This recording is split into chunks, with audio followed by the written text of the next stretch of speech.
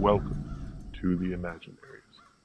Hello, and welcome once again, whether it's morning, afternoon, evening, or sometime that isn't any of these for you, to another episode of the Imaginaries podcast, where I and my intrepid co-host tackle everything imaginary. And everything. Well, not everything. I will say we tend to corral our thoughts to whatever we're talking about in a given podcast. And for this podcast, we are you ready? Yes. Gonna talk about camp. Summer camp? Absolutely not. Damn. I have some really good summer camp stories. And by that I mean really uncomfortable stories. Oh, well. Several of them involve leeches. So might this podcast. One never knows. Nothing is off limits to the Imaginaries. And nothing is sacred. True. The only thing that's off limits this time is talking about summer camp. Because we are going to talk about the kind of camp. What about band camp? Absolutely not times two. The kind of camp that if you go to Wikipedia, you will be told by Wikipedia is an, quote, aesthetic style and sensibility that regards something as appealing because of its bad taste and ironic value. Camp aesthetics, this is still quoting from Wikipedia, disrupt many of modernism's notions of what art is and what can be classified as high art by inverting aesthetic attributes such as beauty, value, and taste through an invitation of a different kind of apprehension and consumption. So, Can we define what, modernist expectations are, though, first? Because I don't remember my art classes very well. Yeah, so I throw that all out there, and then I kind of want to bring it back before we get too into the weeds about what that particular definition means. Okay. Because we have talked a lot about queer science fiction and queering science fiction. Indeed. And to my mind, camp is kind of a sister to that project. Camp is this aesthetic that is like, yeah, we like bad things. We like them maybe ironically, or we like them intentionally because they're bad, because they're ironic.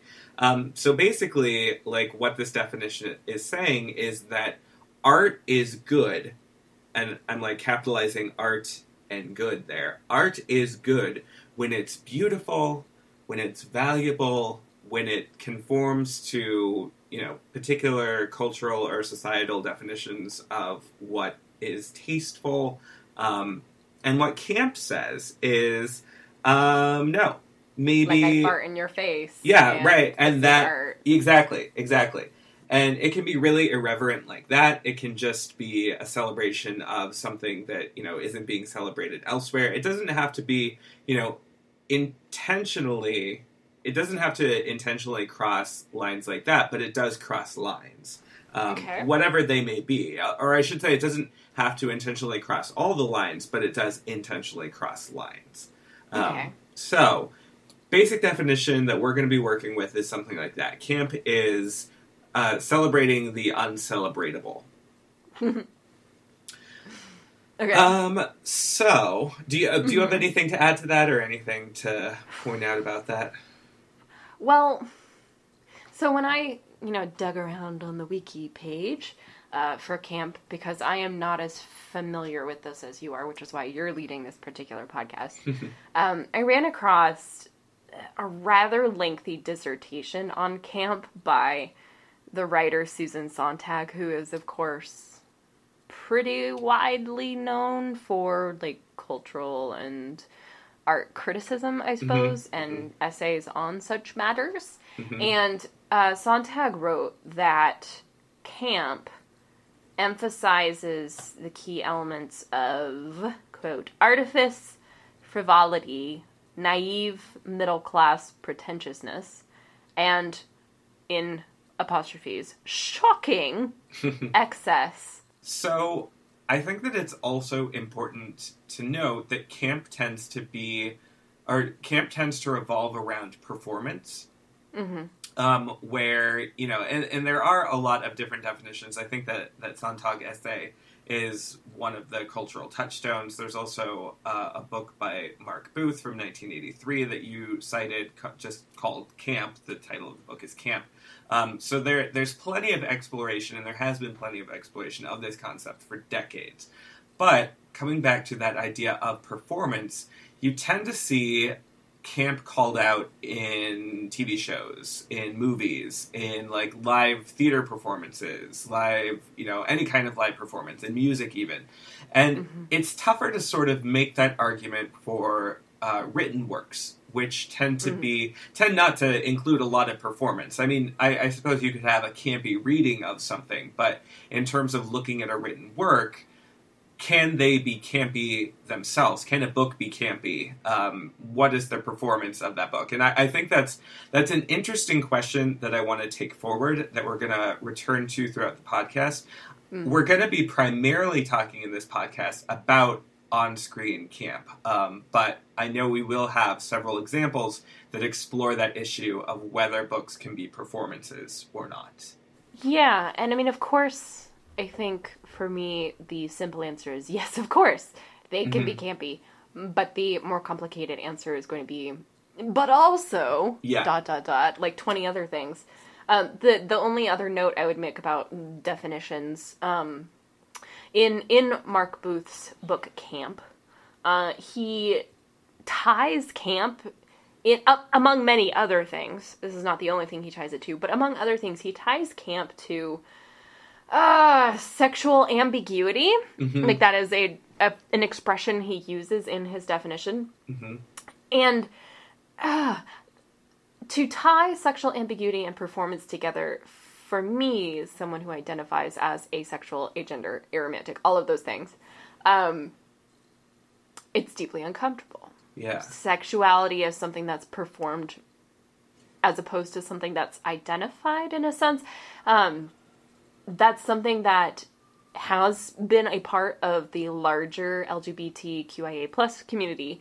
Of course, we have RuPaul's Drag Race, which we'll probably talk about at some point on this podcast, which is kind of like one of the seminal, central, like, sort of queer performance, campy things that's out there.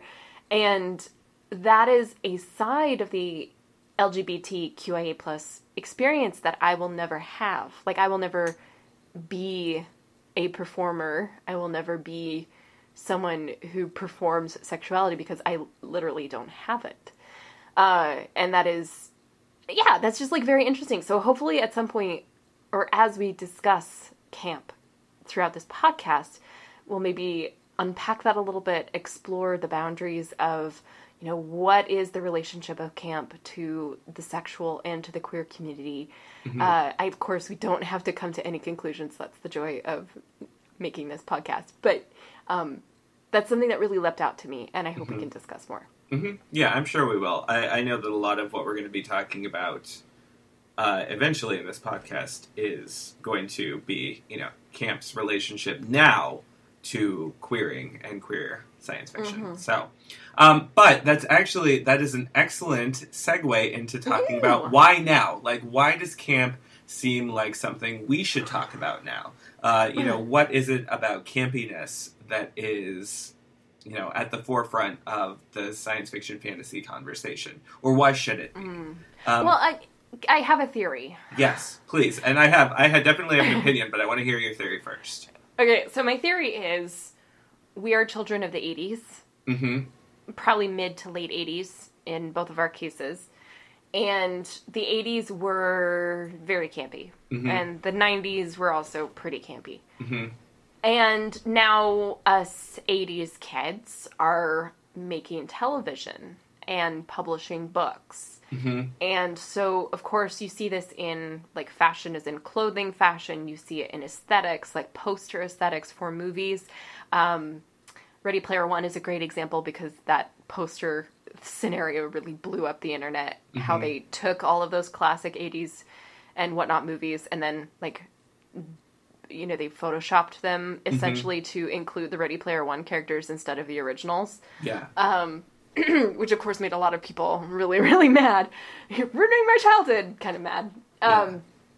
Which is a stupid thing, but it was also a stupid meme. Anyway, I don't know. Anyway, so the 80s are back because we are the ones who are making art and culture. We're not the only ones making art and culture. I don't think any generation ever gets to completely dominate the landscape, but we're players in it now, and we recognize something in the current cultural moment that speaks to our childhoods, and it works on us in curious ways whenever you have that, like, sort of reference point that gets touched on again later in life. And I don't think we're in a place where things are as pervasively campy as they were in the 80s.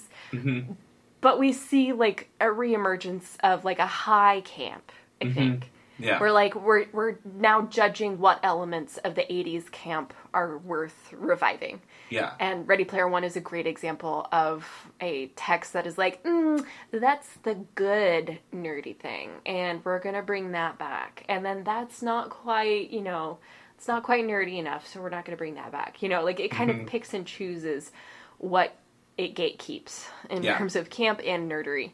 Yeah. Ready Player One is not intentionally trying to be campy, I don't think.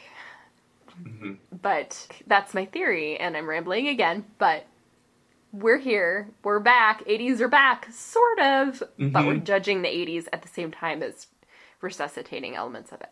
Yeah. Well, Theory ended. I think that's a really interesting theory for sure, and it complements my idea very well, or my idea complements very well your theory. Or rather, it gives some context to your theory. So, my idea about why camp is important to talk about now is that you have success of movies and franchises and TV shows like Guardians of the Galaxy and Stranger Things. And Stranger Things certainly, delivers exactly on your promise of nostalgia and bringing back the kind of, campy and so does aesthetics. Guardians of the Galaxy, but, what with the music and the right.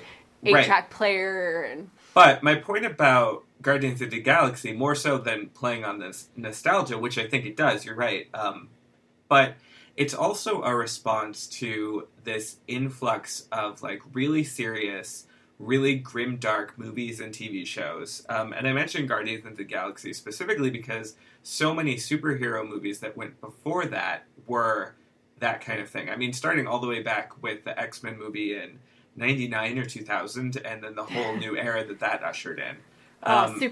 Spider-Man in the age of what's his name?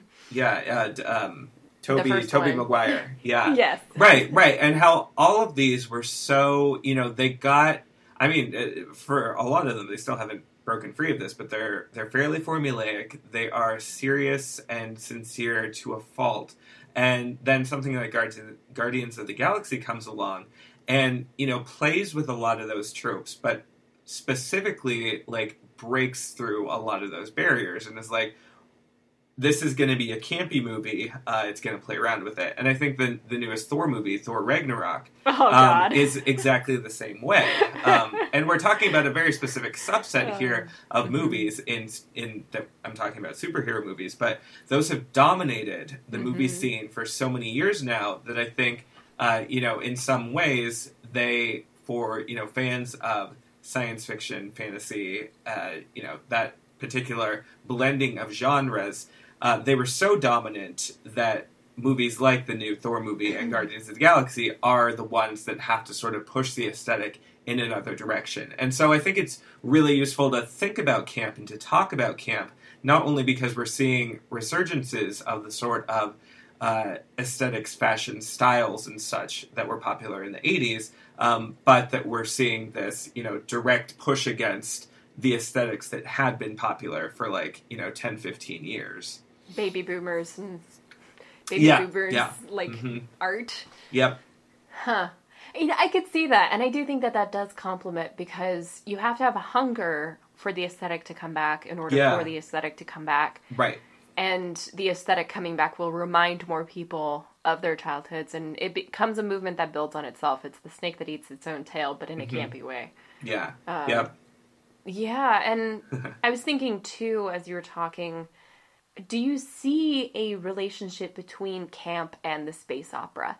I mean, back in the day, you had Blade Runner, which is hyper serious. Mm-hmm. You had Star Wars. You had, what's that one where they're running? Logan's Run. Logan's Run, which is definitely campy, but that's like an unintentionally campy movie. Right. And it's an adaptation of a probably unintentionally campy book. Mm-hmm.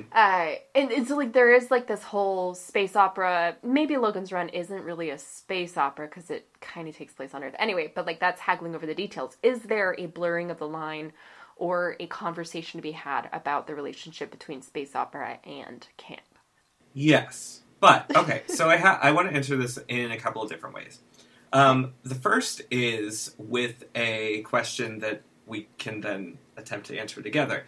And that question is, do some performances, some works, become campier as they age? So absolutely. Yeah, I agree. I think that's true, but I think that part of why that happens is that aesthetics change, cultural commentary changes. Like, if I look back at, say, the early seasons of Next Generation versus the later seasons, even, like, the first couple seasons seem so campy just because of, the fashions, the performances, the racist commentary, the backdrops, how they started out, like, with Star Trek, the original series, using the same backdrop and just coloring it different colors. Like, so much of this has changed, and so when we compare it to what we expect now, like from something like Star Trek Discovery, it seems so campy in retrospect. And it's difficult to necessarily tell, like, was it super serious of a time in that time or not, and that makes me wonder in, like, 15, 20 years,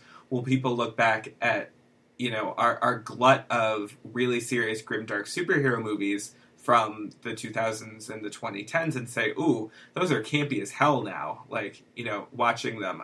So that's... Impossibly, if things get grimmer, is expected on planet Earth. Right, exactly. So that's kind of a really roundabout way of laying the groundwork for answering your question. Mm-hmm. And I also think that space opera, by definition, is kind of a campy subgenre, because it's making these operatic moves that you don't necessarily see in any other genre. It's tackling things like good and evil and the fate of the galaxy and, like, looking at a small group of people and trying to decide what happens there. And so, if you're comparing that to other fiction, which tends to be much smaller and not, focused on grand sweeping scales like that, if you're looking at other science fiction, which might be based on, like, if it's trying to incorporate more accurate science, not really those grand sweeping visions. And so I think that space opera is kind of campy just by virtue of being a space opera. I mean, and this is not me trying to generate a 10, 15-minute long advertisement for Catherine Valenti's new book, Space Opera, which I purchased this last weekend, and I haven't read it yet, but you read the description and you're like, yeah, that is camp. That is, like, the pure distillation of camp. Because literally it is a space opera in that there is, like, performance upon which, like, the fate of humanity rests. And if they fail this performance, they'll all die. And it involves, like, fake eyelashes and glitter, and there's a, what do you call those, disco balls? There's a disco ball on the cover that is also like a planet. And so, like, there is no way that you are allowed to take that book too seriously, but at the same time, like, just the title alone was enough to make me go, oh, camp. I like it. So, I was prompted to ask that question by seeing the book, so I wanted to hear your reaction. You have some final thoughts, though, on space opera. Well, I just want to throw in, because I've used this now, and you've used this now, the idea of sincerity in camp. And I don't want to leave our listeners with the impression that we think that camp is insincere, because we don't think that. Certainly, there can be insincere camp, but this, you can have an insincere form of any performance. Like, there is going to be some insincerity and some sincerity. But I think what camp celebrates is that, if maybe sincerity is something to be valued, if sincerity is seen as beautiful, then playing with the idea of what sincerity is, kind of performing that sincerity is a kind of camp. And I think it's dangerous to make an either-or proposition. Yeah. And again, hearkening back to RuPaul, as we said we probably would earlier. Yeah. It's really dangerous to look at something like RuPaul and be like, this is funny because they're faking it. Yeah. Because right. if you know anything about drag, it's so much more complicated than that. Yeah. And it's, I mean, I'm sure you can speak more to it than I can at this point because you're up to date on all the seasons and whatnot. But, I mean, RuPaul it attracts all kinds of controversy. Some of it deserved, some of it not. But all of it very interesting from a cultural commentary standpoint. And as a touchstone of camp, I think that's kind of indicative of our complicated relationship with camp. We don't know what to do with it. We don't know whether to see it as sincere or insincere, and if seeing it as sincere or insincere has any bearing on our enjoyment of it. Mm-hmm. Right. I know, I don't know. And even within that particular microcosm, here's a good example from Drag Race. So, season 3, which was many years ago now, there was a challenge called Queens in Space, in which the queens who were competing on the show had to actually act in a short, pulpy sci-fi movie. And I want to talk in a minute about where camp and pulp of intersect.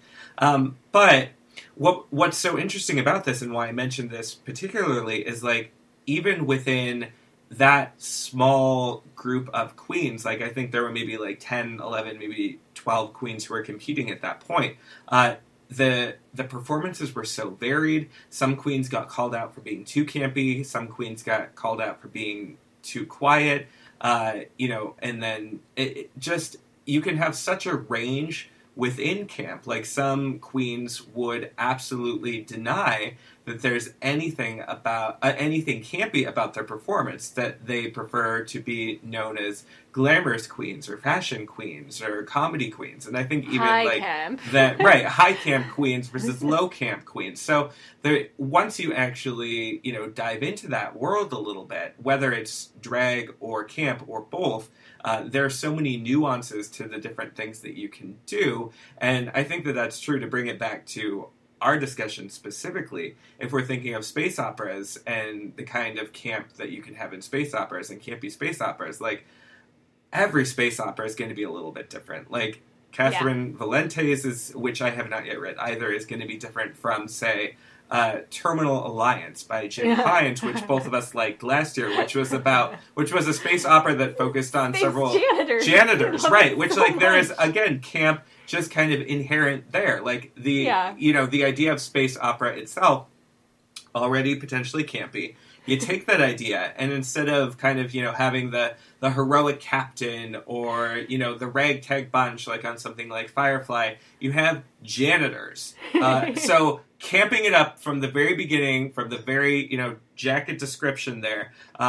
So definite degrees of camp, definite, the further down you get the rabbit hole, the more nuance you can actually wring from whatever works you happen to be looking at. So, and I think if you look at the quote-unquote ambassadors of camp that we have today, when you look at the list of things that are described as campy, and there are a lot of lists of things that are campy out there. We did our research for this podcast. Yeah. Equally as many of them are musicians and artists as they are like films and television series. And, books were in the mix, but they were a relatively small slice of this large pie, which had huge chunks for all of the performance art, which I thought was really interesting. And it is. Like Bette Midler. Bette Midler made the list, and here we go. Oh my goodness. I mean, you could just read off the list and find so much to love in the list of ambassadors, camp ambassadors. Nicki Minaj is one. She was the one I was thinking of. You have Brigitte Bardot, Catherine Deneuve. I don't know if I'm pronouncing that right. But all of these, like, film stars and musicians and whatnot, as far back as, like, the 30s. they trace camp, which I think is really interesting. Like, camp is something that does predate the 80s, and I would like to specify that we don't have, like, a copyright on... a bias towards the 80s and after. It's just what we know best. It's just what we know best, and also what's being remade and rebooted in television right now. Like, a great example is the Lost in Space reboot on Netflix, yes. which I am watching and which you gave up on very quickly. I did. And that gives us a great way to bridge into unintentional camp. Oh, yeah. So... Do you think the original Lost in Space was intentionally campy? See, that's the context piece that's missing for a lot of this. Like, I think, for example, that the original Star Trek was meant to be very sincere. Like, and you know, you can see shades of that, for sure. Like, it tackled important issues. You know, you can look at its, you know, stance towards interracial relationships, towards utopianism, towards, I don't know, I'm blanking with things off the top of my head. And we love it for those things, right? As well. Right, and it was so earnest, but, you know, was it trying to be campy at the same time? I don't think so, but it really, you know, it's really, really difficult for me to say as someone who lived decades removed from when it first aired. And so for the original Lost in Space, again, I think that's something that became really campy as time passed. But was it originally that way? I don't know. I don't know. That's a good question, and I think it may be one that's unanswerable. I do think there's a tendency as the Star Trek series go on, as more series and spin-offs were developed, like, they very quickly realized that one of their avenues for appeal was their campiness. Campiness wed to their earnestness. Yeah. And so I think very quickly it became the stamp of Star Trek that there was this multifaceted approach and this kind of irreconcilable mashup of different elements and approaches. And, I mean, you look at Spock and his portrayals throughout the years. He's actually gotten perhaps less campy in the current reincarnations of Spock, at least like the, you know. I found it fascinating in the first reboot of Star Trek when old Spock and young Spock met, how much funnier old Spock was. Yeah. Like, he got the funny lines in that relationship. Yep. And it was kind of like a passing of the torch to an even more earnest future, but then Star Trek Beyond walked it way back and was like, we're going to go campy again. So I think it kind of waxes and wanes a little bit, but the series definitely got campier as they went along up until Enterprise. Yeah. That's the prequel one, right?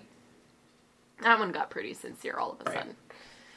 Yeah. Right. Anyway, but it has a weird relationship. Yeah, for sure. So, but how would you talk about the rebooted Lost in Space as far as unintentional camp goes? Okay, so I am slightly over halfway through the season of 10 episodes. And first of all, it's taking forever to get anywhere. And it's hard. I think it's hard for me to see something as campy when it's really slow. Because I think camp relies on, like, snappy repartee. My goodness. Repartee. Snappy repartee, rapid, even, nonsensical transitions in plot. This series is trying very hard to make sense of where it finds itself. And I was describing it to you earlier as if someone had stumbled across a Wikipedia page about exoplanets, and they hadn't actually gleaned any real science from it, except for some terms and images that they decided to spin into the movie. So it makes an attempt to take a hard, and I'm doing the big air quotes, as we always do, around hard science fictional approach to the material, but it fails at every turn to deliver realistic science. And, like, it's trying so hard to diversify, to update, to have, like, a social conscience and all of these good things, which we see in other shows. Netflix, to kind of provide some context for this, Netflix also recently released Altered Carbon. Which, again, like, in many ways, these shows are improving on their source material, but they're also taking a very earnest, very sincere approach to the plot building, the character development. They're trying to be serious about the science. Altered Carbon kind of gets there better than the new Lost in Space. But they also, like, what Altered Carbon did that Lost in Space hasn't yet, at least, is throw in lots of graphic violence. Yeah. And the book also did this, right. So, you know. Right.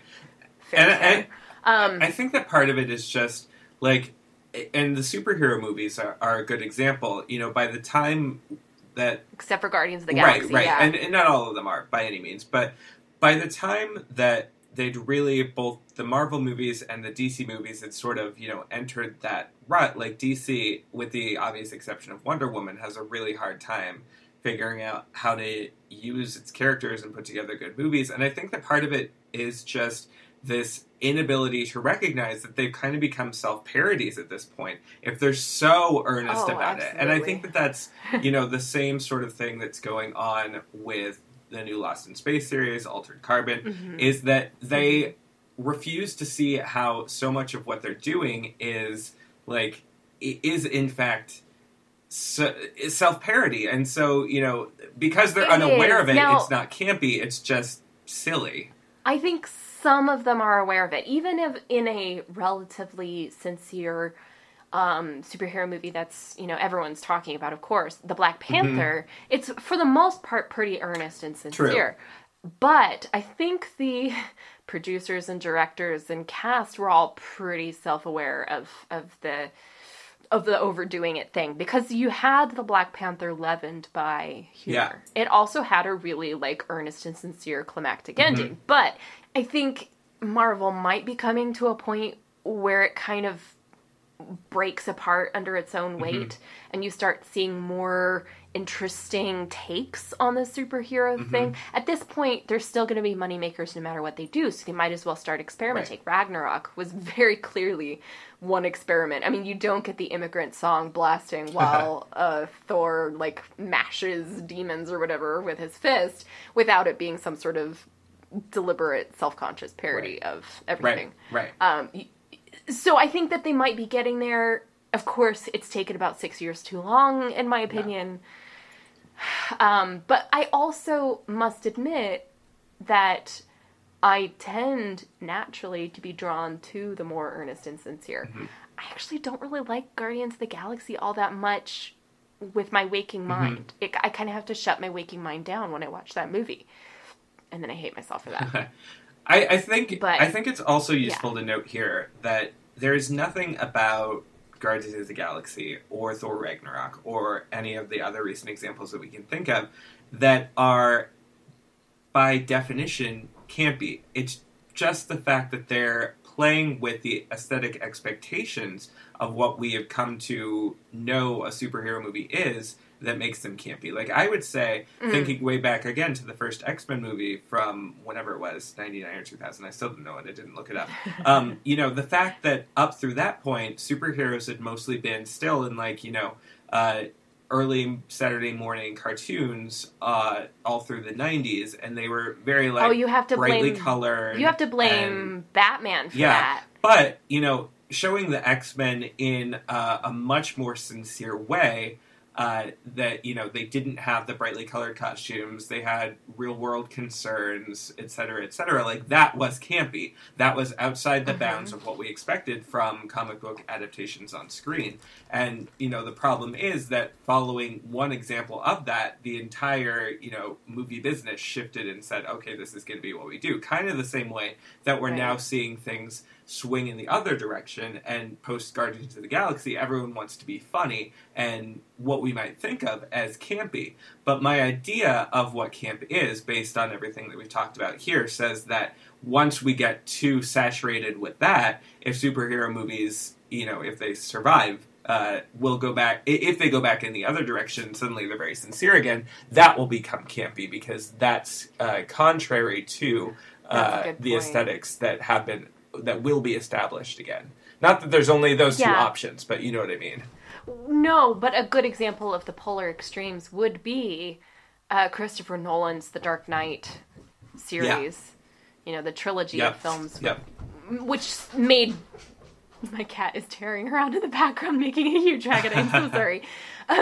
The Dark Knight Rises and Batman Begins, and like that whole series made Batman cool again. Because I don't know if you remember the time before Batman Begins, but he was not a very cool character. And when you go back, way back in the history of superhero portrayals on screen, some of the earliest portrayals are of like super campy Batman. And I think that those cartoons and live action creations, they were probably self-conscious of how ridiculous they were just because of budget and like the same reasons why Star Trek folk would have become aware that they were somewhat campy as they went along. Like, my set is falling apart on my head while I film this scene. You know, that kind of stuff. Earlier you said that there was some sort of relationship between camp and pulp that you wanted to get at. Let's jump back to that. And I think it's a useful thing to jump back to, considering we've already talked about Lost in Space, we've talked about the original Star Trek, and, you know, I see those not necessarily as pulpy, but coming after the, you know, the fairly well-established pulps, like Buck Rogers, like John Carter of Mars. Which that was a movie that was ill-fated, the adaptation of John Carter. Right, I just never saw that. I actually really like it. Oh, well, you can admit more about that in a little bit, but... It's a good, bad movie. But, you know, camp is not pulp, and pulp is not camp. If the expectation of what science fiction is pulp, then, you know, performances that go beyond that are campy. But if the expectation of science fiction is not pulp, then pulp can be campy. And that's a really, really quick, you know, attempt to sort of it's really hard to reconcile those things. But, like, basically, you know, in our show notes, we have a lot of, like, is camp this? Is camp that? And one of them was, is camp pulp? You asked, is camp cult? I asked, is camp hamminess? Is camp bad? Like, all of these things are possibilities, but they're not synonyms. Like, we can't say that all cult classics are campy. We can't say that all hammy performances are campy. It's just, you know, there's a lot of interplay, but you really, really have to think about what those works, what those performances are doing. Are they meaning to really get away with pushing past the boundaries of what's acceptable, of what's tasteful, of what's art, or not, in context, or looking back on what they do today? Well, and even one creator can generate a body of work which encompasses all extremes. I'm thinking, if we're looking at pulp classics, Louis L'Amour, the Western writer, my father happens to have an entire bookcase of Louis L'Amour, and new Louis L'Amours are still being dug out of some attic somewhere, and I'm like, well, that was a really big attic, but you know, he was well known for, like, he pretty much defined the pulp Western over time. He also wrote science fiction, and over time, people's opinion of the science fiction that he wrote kind of goes from pulp to cult to camp to back to pulp, and like it's like people are incapable of seeing something as multiple things all at once. Like, it can be irreconcilably messy, or it can just be, like, complicated, and we leave it at that. But when you look at a book like Louis L'Amour's The Haunted Mason, which the Anasazi kind of evacuated into a parallel alternate universe, and they still are around, so you can accidentally stumble across their science fictional culture now. It's very interesting, but, like, that world... Like, people either exclude The Haunted Mesa from Louis L'Amour's works and are like, no, he only wrote pulp. And then this one campy book that also is science fictional. Or people look at all of his work together and are like, dude, this guy was confused. It's very interesting to see how, even when you're looking at readers who are maybe not science fiction readers like we are, there's still this inability to come to terms with camp coexisting alongside all of these other things. Right, and I think that you see that especially in franchises that last a long time. We've mentioned Star Wars already. We've mentioned Star Trek quite a few times. Lost in Space, by virtue of it getting a reboot. Sharknado. You mentioned on our list Doctor Who, and I think that that's a great example, too, of, Yes. Works that not only have to contend with either embracing their campiness in the moment if they're still producing, new episodes, new movies, whatever, but also with this long history which may have aged into campiness, whether or not it was the original intention. So it can be really tricky. And it's spotty. Yeah. Like, some seasons of Doctor Who take themselves very seriously. Some attempt to be non-campy. Some attempt deliberately to be campy. I would say that the BBC Sherlock series is another example of a show that, like, kind of goes back and forth between what it's attempting to do. But whatever it's attempting to do does not equate to what it actually is received as. And how it's received is going to differ as our cultural expectations of camp change, as you point out. So I think Doctor Who is going to remain very interesting because I don't think the BBC will let it die. Or if they do, it'll probably be reborn in another 20 years, like, as has previously happened.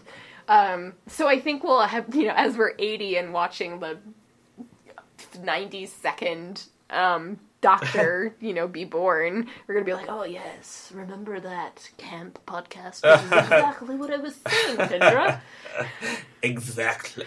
I say. Exactly what I'm saying. Say. Oh. Or The Hitchhiker's Guide, which continues to be remade. Yep. And people who are no longer Douglas Adams are adding their takes onto it, which I find very interesting. And Las Vegas as a city is campy. I mean, there are so many things which will go through phases of being received as campy. That I think, like, we could talk about our other examples. Do we have time to talk about our other examples? I don't think we need to go into them. I have a final point I want to make, but sure. I just want to make sure we say these Absolutely. two items on my list because they need to be said aloud. Yes, please do. I know which two you're looking at. The Fifth Element and Dr. Horrible's sing-along blog. Those two needed to be said out loud. They're campy. They're sci-fi. They're great. Yeah. Will they always be campy and sci-fi? I don't know if people have always seen The Fifth Element as campy or not. I think I have personally. Right. But who knows? Was it that it was campy from the very beginning? Was that people read it or watched it and said, "Oh, that's very sincere, but it missed the mark"? Did people watch it and say, "Oh, that tried hard, but it was bad"? Like, those are all legitimate responses to The Fifth Element, I think. And both of those shows get at this sexual ambiguity thing, too. Yeah. When you think about it. Yeah. Dr. Horrible's sing-along blog, simply by nature of the lead star's sexual identity and orientation. Sorry, Neil Patrick Harris. Because you're in a thing, people are always going to be analyzing it for LGBT themes. Yeah. The Fifth Element had lots more hints at, like, drag sort of aesthetics than anything else I've ever seen. And we haven't really had time to get into the LGBT stuff, which is unfortunate, but I think that my two sort of prime examples of camp are, The Fifth Element and Dr. Horrible's sing-along blog, and they both have elements of that in it, and I was just wondering kind of what you think of them, or what you think of that. Well, I think that's accurate. I think that even though we haven't discussed it at length, there is a long and important history that exists in terms of LGBTQ people and camp. And in fact, you can pretty much trace camp back to us, people like us in the past, which I would love to talk more about that. We will probably do so in the future. Certainly we'll talk more about queer science fiction and the history of queer science fiction. But what I would like to do to close out is, first of all, to recognize that. And, I know it got... And honor that. It got a little bit of a short shrift, but this is such a complicated and interesting topic. And so is the relationship of camp to LGBTQ people. So we will explore that in more detail in the future. When I said that, it was an okay response to The Fifth Element to say it tried really hard, but in the end it was bad, what I want to underscore here is that a lot of the entries on our list, a lot of the works that we've talked about today, at some point were derided as just not very good for whatever reason. And I think that camp can often be seen as a synonym for bad. Like, that performance was campy, meaning that performance was poor. Or that was a really campy movie, meaning that movie wasn't very good. Or something like that. Or the really pitying response of, oh, it's just not my thing. Right, exactly. So, if there's anything I want to take away from this podcast, and that I would like to leave our listeners with for this podcast, it is that camp is important and necessary to the thrivingness of a good art scene. Wow, I phrased that really terribly. Camp is really important to art thriving because you always need to have margins that are pushing back against what's popular. Otherwise, what's popular never changes, and camp sort of... Right, exactly. And so you have this constant sort of tension between campy performances, campy works, and those that are, viewed as more mainstream, whatever the values, whatever the particular definitions of beauty and art are at that time. Camp is always picking at those and sort of pushing art in new directions. So, I love that. Yeah. And also allowing ourselves to receive things differently over time, I think is important to just criticism in the constructive literary sense, and how we expand our conversations about what's acceptable on a society-wide scale. We may not have seen as rich of a conversation about queer representation if it had not been for this parallel development of camp with whatever the opposite of camp is, or whatever camp interacts with that makes something not camp. We might not have had those rich conversations about representation and identity without camp and its interactives. Right. So yeah, I love that. I love that. Totally. Tony, you're brilliant. Well, thank you. I would take that. I will take Agree, that. hopefully. I will accept that compliment. Thank you. Thank you. Good. Well, I think that about wraps up what we have time for in this podcast. Do you want to tell everyone where they can find us and what we might be talking about next? You can find us in our various hidey holes. Please don't try, though. That's super uncomfortable. There's only room in my hidey hole for me, so leave me alone. But yes, you can find us on Twitter at imaginary_pod. You can find us on YouTube. We are now up to date on our back episodes, so every episode that we've uploaded to date is also on YouTube, which is that was one of my projects for this year, and we finally got there in April, the end of April. So Twitter, YouTube, SoundCloud, of course, iTunes. You can find us where you've already found us, obviously. And we also have our website, which is Imaginaries.net. And we've been uploading reviews, as you already are aware, from past episodes, but we also have some exciting new content going up, hopefully around the same time as this episode. Soon. Tony, soon, but very soon, yes. Tony will be uploading the first of his, what do you call this kind of video? I honestly don't know. I have been wondering about that, and I'm just going to call them videos. Videos. Gotcha. We do want this week to throw out a couple of special shout outs for those who interacted with us online.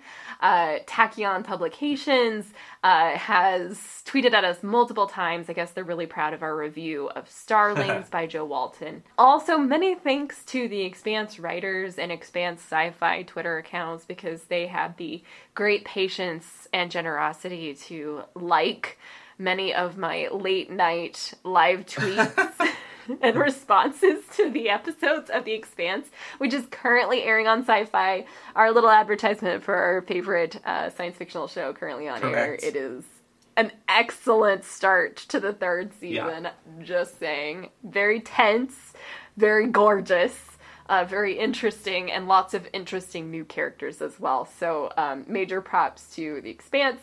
There have been lots of people liking our tweets on Twitter this last week, but if you want to actually tweet at us, we promise to read whatever you say, assuming it's not, like, super offensive or something, you know. One would hope not. And also props to one of our long-term listeners. We have V. Larkin Anderson on Twitter, who also the handle Bridgebury, who likes almost everything we do, and oh man, you're just so good to us. Thank you so much. One of our longest listeners, and just sticking around in the margins, which is awesome. And we have more interesting material coming up. Tony, I know that you've been keeper of the list of future podcasts. We have one more in the series on enclosed spaces in sci-fi to go through. We've got cities. What comes after cities? We also have some podcasts, and these might get mixed up a little bit, but we are going to be celebrating International Towel Day, a.k.a. Douglas Adams' birthday, with a special podcast on whales in science fiction. And we'll also... And potted plants. And potted plants. Potentially, and petunias in science fiction. And we'll also be talking about beige writing and what that means. So, ooh, I love that idea too. Actually, I love all of our ideas. I think we're just, plain brilliant. So, I think so. Tune in future weeks. Our next episode will be on cities. What comes after that is a little bit up in the air, but we have lots of good ideas. So, hang around. Any final words from you, Tony? None from me. All right. You've heard it from our facilitator for the week. We are done. We are out. Thank you. Thank you for listening, and we'll catch you next time. Bye.